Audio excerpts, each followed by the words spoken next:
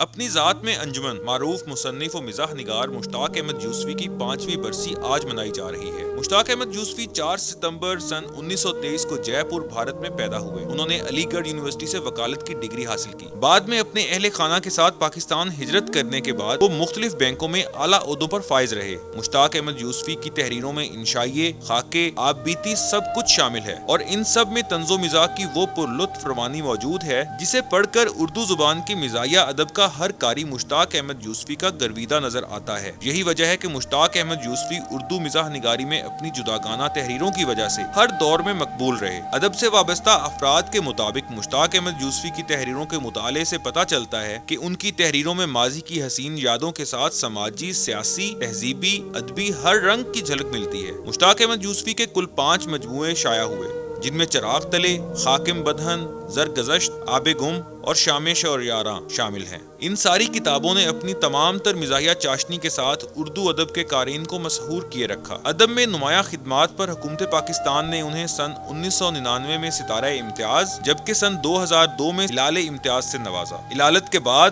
20 جون سن 2018 کو مشتاق احمد یوسفی اس جہان فانی سے کوچ کر گئے، اور ان کے انتقال سے مزاحیہ اردو ادب کا ایک باب ہمیشہ کے لیے بند ہو